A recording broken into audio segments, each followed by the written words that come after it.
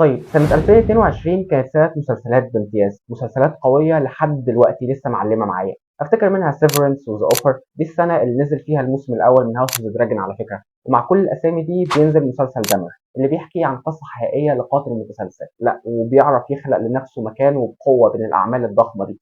على الرغم انه ما كانش الوحيد في نفس الجانرا بتاعته في سنتها، احنا كان عندنا مسلسل قبل الرائع بلاك بيرث، بس دمر زي ما تقولوا كده كان صارخ اكتر. وبالنسبه لي مسلسل دمر كان مسلسل عظيم من كل النواحي، بيعرف يغوص في عقل القاتل وبيحافظ قوي على الشعرة البسيطة دي بين خلق التعاطف معاه وبين دراسة فلسفة شخصيته، وفي نفس الوقت بيقدم نقد مباشر للمجتمع وازاي بشكل او باخر بيكون له ايد في تكوين الوحش ده، مع طبعا اداء ايفان بيترز العظيم. كل ده عمل تجربة مثيرة قوي، عنيفة قوي ومليانة بالغرابة اللي تشدك معاها كمشاهد باسلوب متوازن وحيادي جدا. وكعادة اي حاجة بتنجح لازم نقرر نعمل منها مواسم تانية، فبتقرر نتفليكس انها تعمل سلسلة وتسميها مونسترز علشان تتكلم في كل موسم منها على قصة حقيقية عن أحد القتلة المتسلسلين الموجودين في العالم ده. وبينزل الجزء الثاني بيحافظ على كتير من العناصر اللي خلت الجزء الأول مثير للاهتمام وناجح، لكنه كمان بيخطئ إخفاقات من الصعب قوي تجاوزها. خلينا في الفيديو ده نتكلم عن الجزء الثاني من مسلسل مونسترز، قصة لايل وإيريك مينينديز. فكالعادة الأول أهلا بيك، أنا محمود ويلا بينا نبدأ الفيديو النهاردة. Good evening, ladies and gentlemen.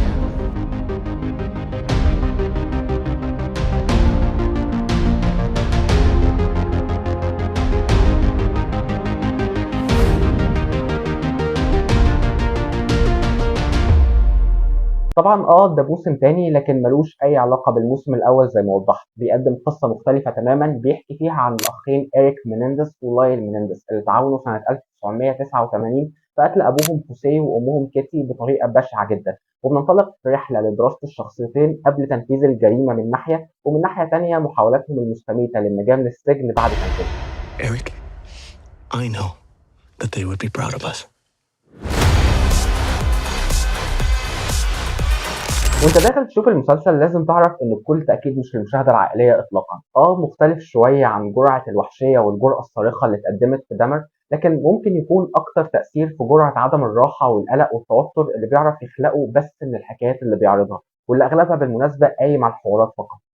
المشاهد اللي جرأتها صريحة قليلة جدا، لكن ده ابدا ما قللش من وحشية التجربة. في البداية كده انا عندي مشاكل كتير مع المسلسل، بس ما اقدرش اقول اني خارج مش راضي بشكل عام. يمكن في المقام الأول علشان لسه بيحافظ على خلق تجربة بتقدم متعة خاصة كده، بتخليك عايش في خليط من القلق والارتباك وعدم الراحة تجاه الأحداث اللي أنت بتشوفها، ومع ذلك بيعرف يثير فضولك علشان تعرف القصة هتتحرك لفين على الرغم من كل مشاكلها.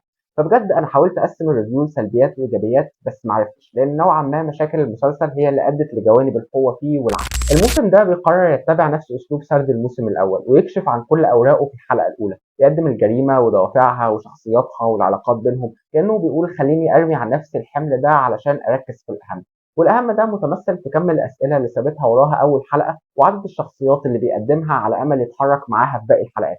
والموسم ده بالمناسبة عنده شخصيات كتير وكلها عندها جوانب مثيرة للاهتمام، وفي أوقات كتير كمان بيخطفوا التركيز من بطلين قصتنا. وكمان بيعرف يستغل عدد شخصياته الكتير علشان يقدم أكتر من منظور للحكاية بتاعته ويحطك كمشاهد من خلال وجهات النظر دي في مواجهة أسئلة من نوع هل المعاناة سبب كافي لارتكاب الجرائم، وتخليك محتار في مين هو المذنب الحقيقي في الحدوتة بالسلسلة الممتدة اللي بيكونها بين شخصيات قصته على الرغم من اختلافهم التام عن بعض. فوجهة نظر لايل وإيريك المبنية على طريقة نشأتهم والمعاناة اللي بيقولوا إنهم مروا بيها مختلفة تماما عن وجهة نظر الأب والأم وتعقيد علاقة الحب اللي بتجمعهم وتأثير خلفياتهم الثقافية على طريقة تربية أبنائهم. وبيدخل معانا على الخط المحامية ليزلي اللي بتحاول باستماتة الدفاع عن لايل وإيريك على الرغم من اعترافهم بارتكاب الجريمة، إيمانا منها بإنه مش من السهل إن حد يرتكب الجريمة البشعة دي إلا لو كان عنده الأسباب الكافية لكده. وعندنا كمان شخصية مثيرة للاهتمام جدا بتدخل معانا متأخر شوية، وهو صحفي اسمه دومينيك بيهتم بالجريمة لأنه مر بفجعة قتل بنته، وبيكون عداء خاص مع ليزلي لأنها برأت قاتل بنته تحت تأثير نفس وجهة النظر اللي تعاطفت بيها مع لايل وإيريك.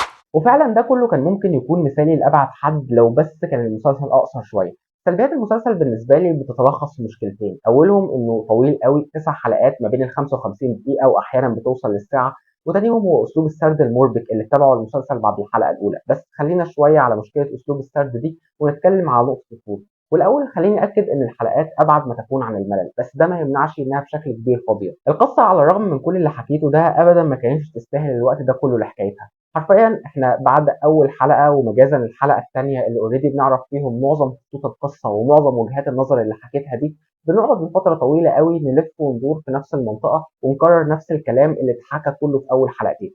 ومع وصولنا للنهايه المسلسل بيلاقي نفسه ضايع، او بمعنى اصح ناسي هو كان عايز يقول ايه من الاول. وده شكل نوع من انواع الارتباك على مدار الاحداث. لكن في نفس الوقت المشكله دي قابلها من الجهه الثانيه نقط قوه، اهمها كان الاخراج اللي حاول بكل جهده ان هو يحلها. طريقة التعامل مع السيناريو المليان بالمشاكل ده كانت مبهرة. في الأول أنت قدام صناع بيعرفوا ينقلوك للفترة الزمنية دي بكل تفاصيلها بدون أي غلطة. مبهر إزاي قدروا يحاكوا شكل الشخصيات الحقيقية بالمكياج. هحاول أحط صور مقارنة بين الشخصيات الحقيقية وأبطال المسلسل، وإزاي أعادوا تصميم نفس الأحداث الحقيقية، وخصوصا مشاهد المحاكمات الممتعة اللي كونت آخر 3 حلقات اللي بصريا كانت مبهرة. وعموما المسلسل كله مش فاقد للمسة الجمالية على المستوى البصري. ممتع إزاي كانوا بيعرفوا يتحايلوا على تكرار الأحداث بعرضها في قوالب واساليب مختلفه علشان تحافظ على الحاله الغير مريحه اللي بيقدمها المسلسل لاطول فتره ممكنه. احنا عندنا حلقه كامله بالنسبه لي هي الحلقه الافضل في المسلسل، وواحده من افضل الحلقات اللي شفتها السنه دي عموما. متصوره كلها وان شوت، عباره عن كاميرا ثابته في مكان واحد، وواحد الاخوين قاعد قدامها بيحكي حكايته من غير اي مشاهد فلاش باك. بس الكاميرا ثابته عليه، ومع التحولات اللي بتحصل اثناء حكيه بتزوم ان على وشه لحد ما في اخر الحلقه بتكون الكاميرا مركزه على وشه تماما. ده غير طبعا مشاهد المحاكمات اللي اتقدمت باسلوب رائع ومليان بالشد والجذب بين محاميه الاخين وبين المدعي العام في القضيه. حقيقي كانت ممتعه جدا وما حسيتش بالوقت وانا بتابعها. وده ياخدنا لنقطه القوه الثانيه، وهي التمثيل الجبار من فريق البطوله بدون استثناء. بدايه من الاخين اللي جسد دورهم كوبر كوك ونيكولاس الكسندر. خصوصا كوبر كوك الولد طاقه تمثيليه رهيبه، ومعظم الوقت هادي وبس عينه هي اللي بتعبر. الحلقه اللي اتكلمت عليها بالمناسبه من بطولته هو. وكمان في آلي جرينور اللي قدمت دور المحاميه، واللي غير ادائها المتقن ظاهر قوي المجهود اللي بذلته في تقديم الشخصيه، خصوصا بالاكسنت المميزه اللي كانت بتتكلم بيها. وطبعا اتفاجئت لما لقيت خافير بارتين في المسلسل في دور الاب، وفعلا بيرفكت كاستنج جدا، اللي هو مفيش حد غير خافير بارتين يعرف يقدم شخصيه بالتعقيد ده، قادر يخليك تكرهه وفي نفس الوقت عايز تعرف اكتر عنه. And we are never gonna fucking go back.